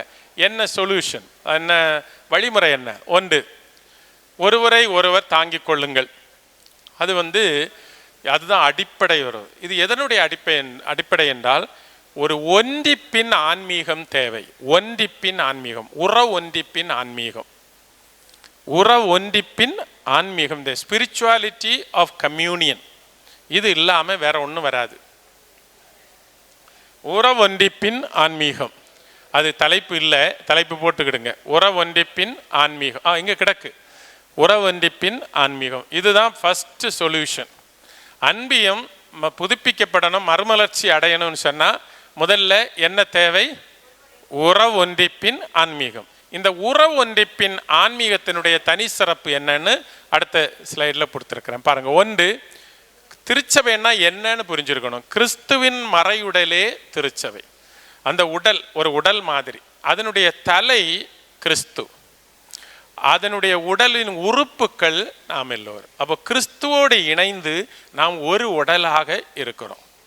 எந்த டாக்டர்கிட்டாவது போய் காது வலிக்குது, கண்ணு வலிக்குது, தலை வலிக்குது, அந்த டாக்டர் சொல்லுவாரா கழுத்துக்கு மேலே எடுத்துருவோம் அப்போ எல்லாம் சரியாயிரும் சொல்லுவாங்களா? டாக்டர்ஸ் யாராவது இருக்கிறீங்களா? நர்சஸ் இருக்கிறீங்களா? யாரும் இல்லையா? இல்லை, சொல்லுவாங்களா? அங்கே ஒரு ஆள் கை தூக்கிச்சு. சொல்லுவாங்களா? யாரும் சொல்ல மாட்டாங்க, அப்படி தானே? அந்த தலையும் உடலும் என்ன செய்யுது? ஒரே இயக்கமாக இயங்குறது. இந்த திருச்சபையின் மறையுடலில் இருக்கக்கூடிய ஆன்மாதான் தூய ஆவியார். தூய ஆவியினால் இயக்கப்படும் போது நம்ம என்ன செய்கிறோம்? ஒரே உடலாக இயங்குகிறோம். அப்போ இதுதான் அடிப்படை. ஒரு ஒன்றிப்பு ஆன்மீகத்தை, ஒரு அன்பியோன்னு சொன்னால் நம்ம எல்லாரும் ஒரே உடலின் உறுப்புகள். பங்கையும் அப்படி பார்க்கலாம். அதனால வரக்கூடிய விளைவுகள் என்ன? இந்த ஆன்மீகம் நமது திருமுழுக்கு பெற்ற நாம் அனைவரும் அதன் உறுப்பினர்கள். இந்த உறுப்பினர்களுக்கிடையே உருவாகும் சகோதர உணர்வே ஒன்றிப்பின் ஆன்மீகம். அப்போ நிச்சயமா ஒரு திருமுழுக்கு பெற்ற ஒருவர் இருந்தால் அவர் நம்முடைய சகோதர அன்பு வட்டத்துக்குள் இருப்பவர். அந்த உறவில் நம்ம இப்போ எல்லோரும் உடன் பிறந்தவர்கள் என்ற ஒரு உறவுக்குள்ள வரும்போது தான் நம்ம உண்மையிலேயே கிறிஸ்தவ நம்பிக்கையை வாழ்வாக்குகிறோம். அடுத்தது, இந்த ஆன்மீகம் நமது இன்ப துன்பங்களை பகிர்ந்து கொள்ள உதவுகிறது. அதாவது அன்பியத்தில் என்ன செய்ய முடியணும்? நம்ம கஷ்டங்களையும் சந்தோஷங்களையும் பகிர்ந்து கொள்ள முடியும். பழைய காலத்தில் பெண்கள் இப்படி கூடி தங்களுடைய கஷ்டங்களை எல்லாம் பகிர்ந்து கொள்ளுகிற இடம் உண்டு. அது எந்த இடம்னா தண்ணி எடுக்க போகிற இடம். கிணத்துக்கு சுத்தம் நின்றுட்டு பேசுவாங்க. கேட்டியா கதையேன்னு. பங்கு தந்தை முதல் ஆளாக வருவார். அவர் குனிஞ்சு போனார், நான் இந்த பக்கத்தில் பார்த்துக்கிட்டு போனேன் அப்படின்னு சொல்லி பெரிய பிரச்சனையை உருவாக்குவாங்க. நான் எல்லாம் வெளிநாட்டில் போனது நினச்சேன் அந்த ஊர் மக்கள் எல்லாம் பெண்கள் எல்லாம் ரொம்ப நல்லவர்கள், அடுத்தவங்களுக்கு குறைய இப்படி கூடி பேச மாட்டாங்க அப்படின்னு நினச்சிட்டு இருந்தேன். ஆனால் ஒரு வருஷம் கழிஞ்ச பிறகு எனக்கு மனசிலாச்சுது, இடம்தான் வேற, ஆனால் சுபாவம் எல்லாருக்கும் உண்டுன்னு அர்த்தம். அவங்க அந்த ஜெர்மனில எல்லாம் சிமிட்ரியில், அதாவது கல்லறை தோட்டத்தில் சனிக்கிழமை சாயங்காலம் வருவாங்க. அங்கே வந்து நின்றுட்டு கொஞ்சம் தண்ணியை விட்டுட்டு செடியெல்லாம் வச்சுட்டு இந்த மாதிரி கூடி இருந்து பேசுவாங்க. அது என்னன்னா, நமக்கு ஒருவேளை அது குறையாக தோணலாம் அல்லது புறங்கூறுதல் என்று தோணலாம். அவங்களுடைய இன்பத்தையும் துன்பத்தையும் பகிர்ந்து கொள்ளுகிறது. அன்பியத்தில் பகிர்ந்து கொள்ள முடியணும். ஒரு அன்பியத்தில் வரும்போது ஒரு வீட்டில் ஒரு நோயாளி இருக்குன்னா அவங்க சொல்லணும், எங்கள் அம்மா உடம்பு சரியில்லை இருக்கேன், எல்லாரும் ப்ரேயர் பண்ணுங்க. இப்போ மனப்பூர்வமாக ப்ரேயர் பண்ணணும். இனி என்ன நடக்குது நமக்கு? அந்த வீட்டுக்காரர்களுக்கு அங்கேயே வச்சிருக்கு, அப்போ நான் வரமாட்டேன். இந்த வீட்டிலேயே வச்சிருக்கு, நான் வரமாட்டேன். அவ எனக்கு சண்டைக்காரு, எங்கள் குடும்ப தர்க்கம், எல்லா தர்க்கத்தையும் பொறாமையும் அங்கே கொண்டு வருவோம். அதுதான் ரியலாக நடக்கிறது. இதுதான் சேலஞ்சு, இதுதான் சவால். உண்மை கிறிஸ்தவத்தை வாழணும்னா என்ன செய்யணும்? போகணும். அவங்க சண்டை போட்டாலும், அவங்க நமக்கு ஏசினாலும், அவங்க கெட்ட வார்த்தை பேசுகிறாங்கன்னா நீங்கள் புரிஞ்சுக்கிடணும். அதெல்லாம் எபிரேயம் கிரேக்கம் மொழிகளில் பேசுகிறாங்கன்னு புரிஞ்சுக்கிடணும். அவ்வளோதான். நீங்கள் எல்லா மொழிகளும் நீங்கள் புரிஞ்சுக்கிடுறீங்களா? இல்லையே. அது எபிரேயம் கிரேக்கம் அப்படின்னு நினச்சிக்கிடணும். ஓகே. அடுத்தது, பிறருடைய விருப்பங்களையும் தேவைகளையும் உணர முடிகிறது. இந்த ஆன்மீகம் இருந்தால் ஒரு அன்பியத்தில் அந்த எந்தெந்த வீட்டில் என்ன தேவை, அவங்க விரும்புறது என்ன, எந்த உதவி அவங்களுக்கு தேவை, சட்ட உதவியா, பொருள் உதவியா, ஆளாக போய் இருக்கிறதா, எல்லா உதவியும் தேவைப்படுகிறது. இந்த முதுமையில் இருக்கிறவங்களுக்கு, நான் யூத்துக்கு டைரக்டராக இருக்கும்போது யூத்து பையன்மாரையும் கூட்டி கிட்டாரும் கொண்டு இந்த வீடுகளுக்கு போவோம். அங்கே போய் இந்த முதுமையில் இருக்கிறவங்களுக்கு இந்த கிட்டார் வச்சு கொஞ்சம் பாட்டு பாடி என்ன சந்தோஷம், அவங்களுக்கு என்ன சந்தோஷம். அது அவங்க அந்த சமூகத்தில் நம்ம சேர்த்து கொள்ளும்போது தான் அவங்களுக்கு மகிழ்ச்சி வருது. அப்போ இது வந்து விருப்பங்களை உணர ஆழமான உண்மையான நட்புறவு ஏற்படுத்தப்படுகிறது. ஒரு கிறிஸ்தவ சமூகம்னு சொன்னால் it should be a friendship community. ஒரு நட்புறவு சமூகமாக தான் இருக்கணும். வேற இயேசுவுக்கு நம்ம இயேசுவை ஆளுமையை படிக்கும்போது 3 காரியங்கள் தான் சொல்லுவார். அவர் இறைவாக்கினர், அவர் குரு, அவர் வழி நடத்துபவர், lord, prophet, priest and lord. ஆனால் மோல்ட்மேன் சொல்லக்கூடிய இறையியல் வல்லுநர் என்ன சொல்கிறாருன்னா, இது கூட ஒன்று ஆட் பண்ணணும். That is friend, the most powerful word அப்படின்னு சொல்கிறாங்க. ஃப்ரெண்டு அப்படின்னா இயேசு உண்மையிலேயே நம்முடைய நண்பரானால், நாம் இணைந்து வருகிற நம்பிக்கையாளர்கள் இணைந்து வரக்கூடிய சமூகம் எப்படிப்பட்ட சமூகமாக இருக்கணும்? நட்புறவு சமூகமாக இருக்கணும், ஃப்ரெண்ட்ஷிப் கம்யூனிட்டியாக இருக்கணும். அதுக்கு இங்கே அன்பியத்தில் தான் ஒரு வாய்ப்பு இருக்குது. 1500 குடும்பம் உள்ள ஒரு பெரிய பங்கை ஒன்றிச்சு நம்ம நட்புறவு சமூகமாக ஆக்குறது எளிதல்ல. ஆனால் 30 குடும்பம் உள்ள அன்பியத்தை ஆக்குகிறது எளிது. நம்ம எல்லாரும் ஒருவருக்கு ஒருவர் தெரிகிறோம், கொடுக்கல் வாங்கல் இருக்கு, புரிந்து கொள்கிறோம். அடுத்தது, பிறரில் காணப்படும் நற்குணங்களை உணர முடிகிறது. அடுத்ததையும் சேர்த்து பிறருக்கு கிடைக்கும் ஒரு பரிசை கடவுளின் கொடையாகவும் தனக்கே கிடைத்ததாகவும் காண முடிகிறது. நம்முடைய அன்பியத்தில் ஒரு ஆளுக்கு நல்லா பாட முடியுதுன்னு சொன்னால் அது அவங்களுக்கு மட்டும் இல்லை, எனக்கும்.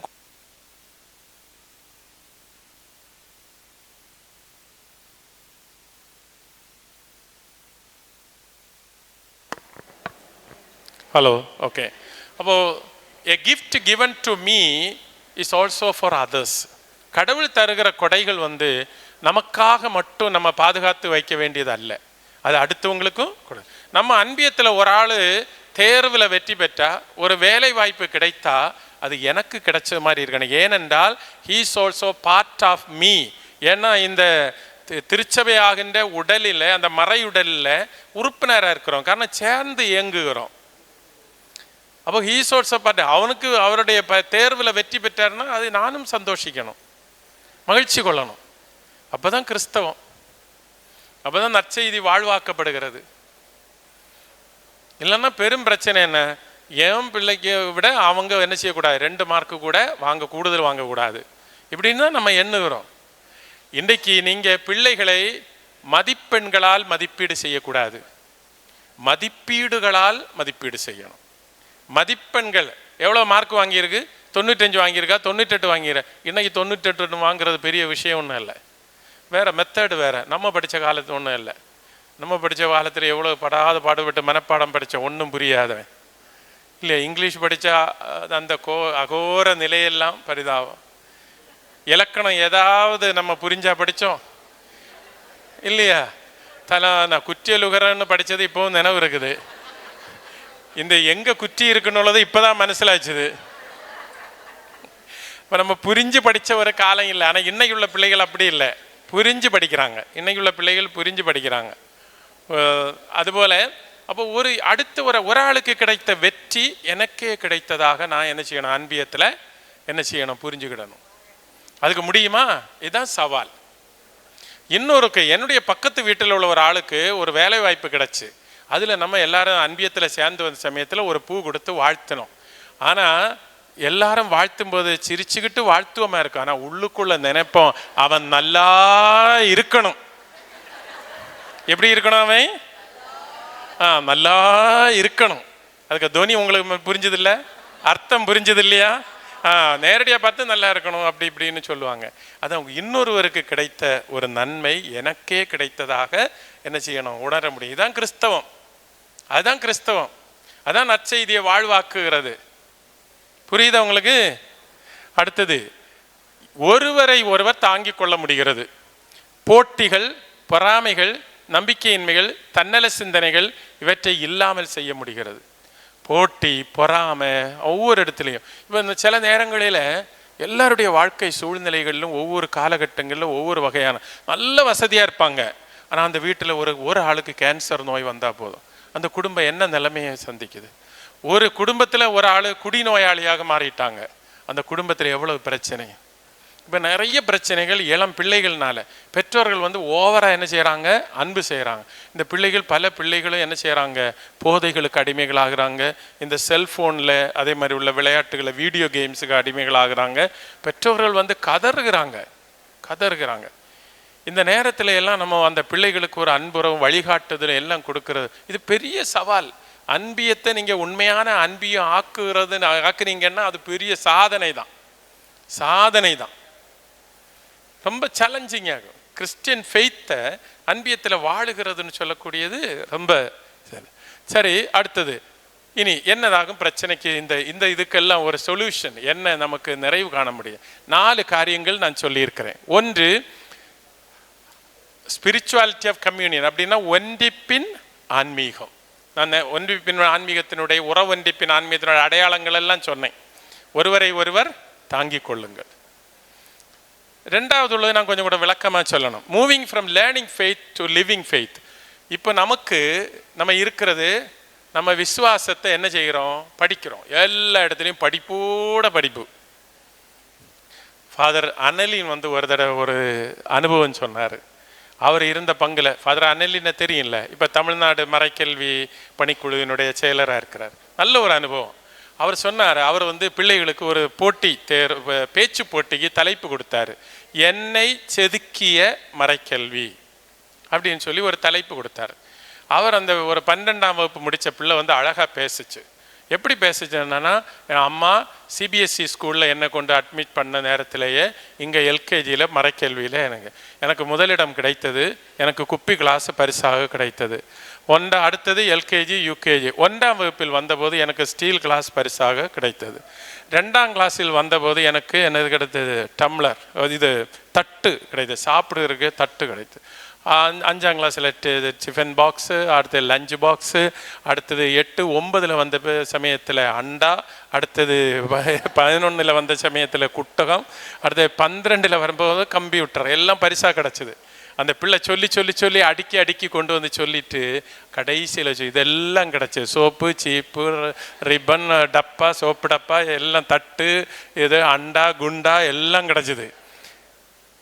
கடைசியில் அந்த பிள்ளை சொன்னது, அந்த ஃபாதர் சொன்னார், அனலின் ஃபாதர் சொன்னார், என் கன்னத்தில் அரைஞ்சிருந்தா கூட எனக்கு இவ்வளோ வருத்தம் இருக்காது. அந்த பிள்ளை அந்த கடைசியில் சொன்னது, இதெல்லாம் எனக்கு கொடுத்தாங்க, என்ன கொடுக்கல? இயேசுவை கொடுக்கவில்லை. எல்லாம் கொடுத்தாங்க, நீங்களும் பரிசுகள் வாரி வழங்குகிறீங்க இல்லையா? இப்போ ஷீல்டு எந்த வீட்டில் போனாலும் ஒரு ஷோகேஸ் நிறைச்சி இருக்கும். ஆனால் யாரை மட்டும் கொடுக்கல? இயேசுவை மட்டும் கொடுக்கலன்னு. அப்போ மறைக்கல்வி எல்லாம் திருத்தி அமைக்கணும். காரணம், மறைக்கல்வியில் பிள்ளைகளை மனப்பாடம் பண்ண வச்சு அப்படி வச்சு மார்க் வாங்குறதுல நீங்கள் பெரிய மதிப்பெண் பள்ளிக்கூடத்தில் கூட ஒரு ப்ராக்ரஸ் ரிப்போர்ட்டு மதிப்பெண் இருக்கட்டு, இன்னொரு ப்ராக்ரஸ் ரிப்போர்ட் வேணும். அது இந்த பிள்ளை மதிப்பீடுகளில் எப்படி இருக்குது? நேர்மையாக இருக்குதா? சென்ஸ் ஆஃப் ஜஸ்டிஸ், நீதி உணர்வு இருக்கிறதா? அல்லது உண்மைத்தனம் இருக்குதா அப்படின்னு உள்ளதுக்கு மார்க் போடணும். அப்போ அதான் வாழ்வாக்குறது. மறைக்கல்வியில் மனப்பாடம் படித்து சொல்றதுல அர்த்தம் இல்லை. அது எங்கேயாவது ஒரு இடத்துல கொஞ்சமாவது அதை வாழுகிறதுக்கு முயற்சித்திருக்கு. அப்போ நம்ம லேர்னிங் ஃபெய்த்தில் இருந்து விசுவாசத்தை, நற்செய்தியை படித்து இருந்தால் மட்டும் போதும். அதை என்ன செய்யணும்? ப்ராக்டிஸ் ஆக்குறதுக்கு, வாழ்வாக்குகிறதுக்கு, லிவிங் ஃபெய்த், வாழுகிறது. இப்போ நம்ம அன்பியத்தில் ஒரு ஆளுக்கு மேலே ஒரு வாய்ப்பு வருது, அங்கே எல்லாருக்கும் ஒற்றுமையை உருவாக்குறதுக்குன்னா நம்ம ஒத்துழைக்கணும். ஒன்றிப்பு, ஒரே ஆதி திருச்சபை மக்கள் இருந்தது போல எல்லாரும் ஒன்றே மனத்தோடு இருக்கிறதுக்கு முயற்சிக்கணும். இதுதான் இன்னைக்கு வர வேண்டிய from learning faith to living faith. படிக்கிறது, கற்றல், நம்பிக்கையை கற்பதிலிருந்து வாழுகிறதுக்கு நம்ம முயற்சிக்கணும். அடுத்தது மூவிங் ஃப்ரம் ரிலிஜியாசிட்டி டு ஸ்பிரிச்சுவாலிட்டி. ரிலிஜியாசிட்டின்னு சொன்னால் மதம் சார்ந்த செயல்கள், சடங்குகள் சார்ந்த செயல்கள். ஆன்மீகம், ஸ்பிரிச்சுவாலிட்டின்னு சொன்னால் உண்மையான ஆன்மீகம், நம்பிக்கையை வாழ்வாக்குகிறது. ரிலிஜியாசிட்டி இப்போ எடுத்துக்காட்டு சொன்னால் உங்களுக்கு தெளிவாக புரிஞ்சிடும். ஒரு திருவிழா நடக்குது, அந்த திருவிழாவில் சிங்காரி மேளம், ரீங்காரி மேளம், பின்ன செண்ட மேளம், இப்படி குறைய மேளங்கள் வருது இல்லையா? நற்கருணையை எடுத்துகிட்டு போகிறத விட பக்தியோட இந்த ஒரு முழம் துணி இந்த கொடியை கொண்டு போகிறோம். அடுத்தது 50 ஆர்ச்சு அங்கிருந்து பயங்கரமான மைக் செட்டுகள் அடுக்கி வச்சு டிஜே டான்ஸு, சினிமேட்டிக் டான்ஸு, உடம்பு குலுக்கி டான்ஸு, இப்படின்னு எல்லாம் குறையும். உழுக்குப்பிடி டான்ஸு, இப்படின்னு திங்கக்கிழமை உழுக்குப்பிடி டான்ஸு, செவ்வாய்க்கிழமை டிஜே டான்ஸு, இப்படின்னு போட்டு அவங்க அந்த உடம்பு குலுக்கிறதுக்குன்னே குறைச்சி பேர் வருவாங்க. இனி அதுபோல் பயங்கர சீரியல் செட்டு, மாதாவுக்கு படம், இயேசுவுக்கு படம், புனிதர்களுடைய படம், இப்படின்னு நிறைய அங்கே போடுறேன். இதெல்லாம் என்னது? ரிலிஜியாசிட்டி. இதெல்லாம் என்னது? ஆடம்பரங்கள், சடங்கு சார்ந்த காரியங்கள். இப்போ பாருங்க, திங்கக்கிழமை ஒரு வாரம் திருவிழா வருதுன்னா அந்த ஃபாதர் என்ன டெய்லி ப்ரேயர் பண்ணுவார், கூடுமானால் இந்த துன்ப கிண்ணம் என்னை விட்டு அகன்று போகக்கூடாது. கடைசியில் திருவிழா முடியும் போது சொல்லுவார், எல்லாம் நிறைவேறிட்டு அப்படின்னு சொல்லுவார். ஆனால் இந்த மக்கள் இந்த 50 ஆர்ச்சி வேண்டாம், 2 ஆர்ச்சி மதி, பாக்கியை நீங்கள் கூட்டு ஒரு ஏழைக்கு கூட, ஒரு நோயாளிக்கு கொடுங்கன்னு கொடுப்பாங்களா? கொடுக்க மாட்டாங்க. இதுதான் மாற்றம். அங்கே தான் மறுமலர்ச்சி வரணும். விளம்பரத்துக்காகன்னு சொல்லிட்டு வேற வகையில் விளம்பரம் செய்யுங்க. இனி கோயிலுக்கு நம்ம வர்றது எதுக்காக? ஆண்டவரை வழிபடுவதற்கு முன்னால புகழுவதற்காக, கடவுளை புகழணும். ஆனால் நம்ம வழக்கமாக செய்கிறது என்ன? செய்கிறது முழுவதும் லிஸ்ட்டு கொடுக்கறது தான். இந்த பள்ளிக்கூடத்தில் பிள்ளைகளுக்கு டீச்சர்ஸ் முன்னால் எழுதி தந்து விடுவாங்க. 200 பக்கம் கட்டுரை நோட்டு 4, கணக்கு நோட்டு 5, 40 பக்கம் நோட்டு 5, இப்படின்னு. வீட்டில் வரும்போது ஒரே சண்டையாக இருக்கும். என்னென்ன இத்தனை எழுத முடியாது, இந்த தடவை கணக்கு நோட்டு 2 மதி, 200 பக்கம் வேண்டாம், 180 பக்கம் மதி, இப்படின்னா அடுத்த லிஸ்ட்டு போகும். இந்த லிஸ்ட்டு கொண்டு திருச்சி பள்ளிக்கூடத்தில் போகும்போது அங்கே அடி வெளியே நெல், பெஞ்சுக்கு மேலே ஏறி நெல். இங்கே இருக்கிற டீச்சர்ஸ் இதெல்லாம் செய்துட்டுள்ளவங்க தான். அப்படி பார்த்தீங்களா? ஆனால் இப்போ ஒன்றும் பிரச்சனை இல்லை. நல்ல வண்ணமாக இருந்த டீச்சர்ஸ் எல்லாம் ஒல்லியாக மாறிட்டாங்க. காரணம் எல்லாம் ஆடலோடும் பாடலோடும் படிக்க வச்சு இவங்களும் ஆடி என்ன செய்துட்டாங்க? தகர்ந்துட்டாங்க. அப்போ நமக்கு விஷயத்துக்கு வருவோம். ரிலிஜியாசிட்டி, இந்த ஆடம்பரங்கள் எல்லாம் தவிர்த்து ஸ்பிரிச்சுவாலிட்டி, ரியலாக விசுவாசத்தை வாழுகிற நிலைக்கு என்ன செயல்படுத்தணும். இப்போ ஸ்பிரிச்சுவாலிட்டின்னு சொன்னால் என்னது? தூய ஆவியினால் நம்ம வழி நடத்தப்படணும். அன்பு, மகிழ்ச்சி, அமைதி, பொறுமை, பரிவு, நன்னயம், விசுவாசம், சாந்தம், தன்னடக்கம். இதில் எனக்கு ஒன்றும் ஆடு பண்ணது இல்லை. நேரமாக ஒரு லிஸ்ட்டில் ஒன்று ஆடு பண்ண சொன்னேன். என்னது? செல்லாட்டம் ஆடு பண்ண சொன்னேன். இந்த லிஸ்ட்டில் சேர்க்கறதுக்கு ஒன்றும் இல்லை. இவ்வளோ இருந்தாலே போதும். அன்பு, இதெல்லாம். இந்த ஆன்மீகத்துக்கு ஒரு கடவுள் இயேசு கிறிஸ்து தந்த அந்த மீட்பை சொந்தமாக்கி அனுபவமாக்கி திருவருட்சாதன வாழ்க்கை வாழணும். இப்போ நம்ம ஆட்களுக்கு கூடுதல் என்ன? தமிழகத்தில் நீங்கள் பார்த்தீங்கன்னா எல்லா கோயிலும் திருத்தலம் தான். திருத்தலம் இல்லாத கோயில்களை கையில் விரல எண்ணிடலாம். இனி ஆண்டவர்கிட்ட மிரட்டுறாங்க. என்ன சொல்கிறாங்க? ஆண்டவரே, நான் இவ்வளவு தூரம் உங்களுக்கு வேண்டி எல்லாம் செய்துட்டு எனக்கு ஒன்றும் நடக்கலை, நான் அந்தோணியார்கிட்டையோ மாதாவிட்டையோ போயிடுவேன். ஆனால் பிரச்சனை மிரட்டுறாங்க. ஏன்னா 8 மணி அந்தோணியார்கிட்ட போவேன், இல்லைன்னா 10 அந்தோணியார்கிட்ட போவேன், இப்படின்னு மிரட்டுறாங்க. ஆனால் ஒரு காரியம் நீங்கள் மனசிலாகிடணும், யார்கிட்ட போனாலும், மாதாவிட்ட போனாலும் இயேசு இருக்கிறாரு கையில். இனி மாதாவு என்ன சொல்லுவாங்க, நீ இங்கே வந்தியா மர மண்டூச, அவர் சொல்வதெல்லாம் செய்யுங்கள், அவ்வளோதான் மாதாவை சொல்லுவாங்க.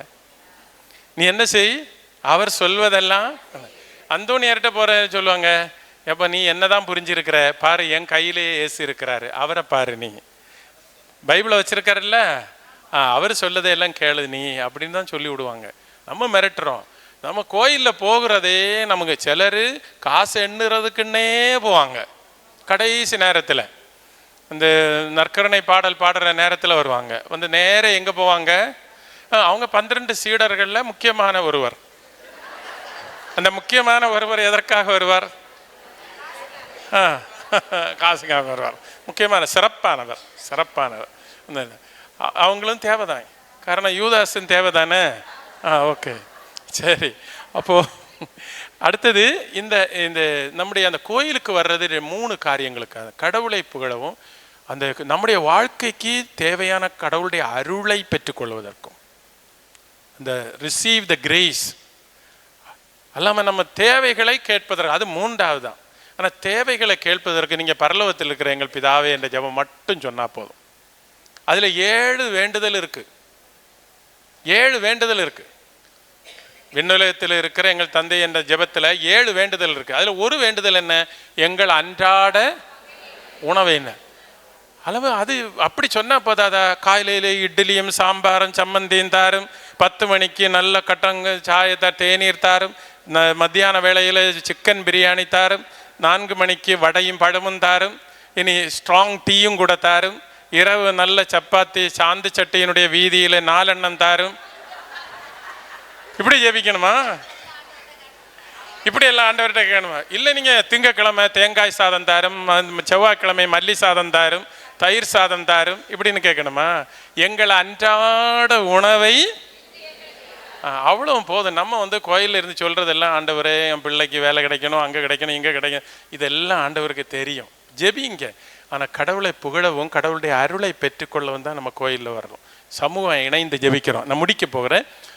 அப்போது இந்த ஆடம்பரங்கள், இந்த மாதிரி உள்ள ரிலிஜியாசிட்டி, வரி கொடுக்கறது, இதெல்லாமே வரின்னு உள்ள வார்த்தையே நம்ம மாற்றம், காணிக்கை தான் கொடுக்கணும். உங்கள் மனசுலேருந்து நீங்கள் உருவாகி கொடுக்கணும். நம்ம கத்தோலிக்கர்கள் இதுவரையும் வாசிக்காத ஒரே ஒரு வசனம், 10ல் 1 ஏழைகளுக்கோ அல்லது பிறருக்கோ நல்ல காரியங்களுக்கு கொடுக்கணும்னு உள்ள காரியம் மட்டும். அதில் ரொம்ப அழகாக படிச்சிருக்கிறவங்க இந்த பெண்டகோஸ்டல் சமூகத்தை சார்ந்தவங்க, அவங்களுக்கு அதுதான் மிக முக்கியமான வசனம். 10ல் 1 ரூபாய் கொடுக்கணும், இல்லைன்னா சாபம் போடுவாங்களாம். அப்போது நீங்கள் அவங்கள்ட்ட போயிருக்கிறீங்கன்னு தோணுது. இல்லை, போகவே இல்லை, நீங்கள் போக மாட்டீங்க. ஓகே ஓகே அப்படின்னு இந்த 10ல் 1 என்பது அல்லது கூட, அதாவது நீங்கள் கோயிலில் கொடுக்குற காணிக்கையும் ஏழையினுடைய கையில் வைக்கிறதும் சமம்.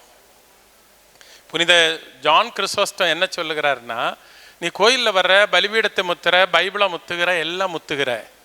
ஸோ வெளியே இருக்கிற ஏழைகள் வந்து அதர் ஃபேஸஸ் ஆஃப் காட், கடவுளுடைய பிற முகம்தான் ஏழைகள். அவங்கள ஏன் நீ முத்தல்ல? புனித வின்சென்ட் போல் சொல்கிறாரு, அவர்களை பார்க்கும்போது முகத்தில் பார்த்து உதவி செய்யணும். நம்ம வருந்தி தவக்காலத்தில், நீங்கள் என்னதான் இப்போ தவக்காலத்தில் நம்ம ஒருத்தல் செய்கிறோம், கொஞ்சம் பேரெல்லாம் கொஞ்சம் மாமிச உணவு ஒருத்தல் செய்ததுனால ஒன்றுமே பெரிய விசேஷம் ஒன்றும் கிடையாது. இந்த காலத்தில் நீங்கள் ஊடக நோன்பு எடுக்கணும். ஒரு நாள் கம்ப்யூட்டர் ஃபுல்லாக ஆஃப் பண்ணணும், வலைதளம் வேண்டான்னு வைக்கணும், இணையதளம் வேண்டான்னு வைக்கணும், வாட்ஸ்அப் பார்க்க மாட்டேன், இன்ஸ்டாகிராமில் இடமில்லைன்னு வைக்கணும். இப்படின்னு ஏதாவது முடிவு எடுக்க முடியுமா? ஆமாம், சில முடியும்னு சொல்கிறாங்க, കാരണം அவங்களுக்கு ஃபோன் இல்லை, அதனால அவங்க முடியும். உண்டம்மா, ஃபோன் உண்டா? சின்ன ஸ்மார்ட் ஃபோன் இல்லை. ஓகே ஓகே, சரி, யூஸ் பண்ண மாட்டீங்க. ஓகே, சரி. அப்போது அது வந்து நான் கடைசியாக வர்றேன், எனக்கு முடிக்கக்கூடிய டைம் ஆயிட்டு. கடைசியாக being missionary are doing missionary things. ஒரு திருச்சபை என்றும் இளமையோடு இருக்கணும்னா நியூ பிளட் வரணும், புதிய பிளட் வந்தால் தான் திருச்சபை என்ன செய்யும்? இளமையாக இருக்கும். அந்த கத்தோலிக்க திருச்சபையினுடைய இளமையாக இருக்கணும்னா புது பிளட்டுன்னு சொல்லக்கூடியது இயேசுவை அறியாதவர்கள் இயேசுவை அறியும். அதுக்கு நம்ம என்ன நம்முடைய வாழ்க்கையில் என்ன, எல்லாம் நாங்கள் மறைத்தூது பணி செய்கிறோம், நான் அங்கே போகிறோம் இங்கே போகிறோன்னு இல்லை. அது டூயிங் ஆகும், எல்லாம் செய்கிறது. மறைத்தூது பணியை செய்ய வேண்டாம், நம்ம மறைத்தூது பணியாளர்களாக வாழணும். அதான் திருத்தந்தை சொல்லுகிறார், நம்ம திருச்சபைக்கு மக்கள் எப்படி வரணும்? வற்புறுத்தல்னால யாரும் வர வேண்டாம், கவரப்பட்டு வரணும், அட்ராக்டட் ஆகணும். நம்முடைய லைஃபை கண்டு அவங்க என்ன செய்யணும்? அட்ராக்டட் ஆகணும். ஜாதி பிரச்சனை, தமிழகத்தில் இருக்கக்கூடிய இந்த ஜாதி வரி, மக்களை அந்த ஜாதியினுடைய பேரில் பிரித்து பார்க்கறது, இதெல்லாம் அறிவுள்ள சமூகத்தில் இல்லாத காரியங்களாக்கும். அது எவ்வளவு விரைவில் அது மாற வேண்டுமோ. கிறிஸ்தவத்தில் அதுக்கு இடம் இல்லை. ஆனால் அரசாங்கத்தில் நம்ம பார்க்கும்போது அரசாங்கம் அந்த வகையில் தான் நிறைய உதவிகளை ஏழைகளுக்கு கொடுக்குது. அதுவும் நமக்கு நிறைய பேருக்கு மறக்கப்பட்டு, அதை பற்றியெல்லாம் ஃபாதர் பேசுவாங்க. அப்போ நான் சுருக்கமாக சொல்யூஷனாக சொன்னது 4 காரியம். ஒன்று ஸ்பிரிச்சுவாலிட்டி ஆஃப் கம்யூனியன், ஒன்றிப்பின் ஆன்மீகம், நம்பிக்கையை கற்பதிலிருந்து வாழ்வதற்கு முயற்சிப்போம். 3வது ஆடம்பரங்களை, ரிலிஜியாசிட்டி, மதம் சார்ந்த ஆடம்பரங்களை தவிர்த்து ஆன்மீகத்துக்கு கடந்து வருவோம். கடைசியில் நற்செய்தி பணியை நம்முடைய முதன்மையான பணியாக வாழ்க்கையில் வாழ்வால சான்று பகர்கிறதை முதன்மையாக எடுப்போம். இது இவ்வளோ, அதோடு இதுதான் ஒரே மார்க்கம். ஒரு சின்ன கூடுதல் நேரம் ஆயிட்டு, சாரி.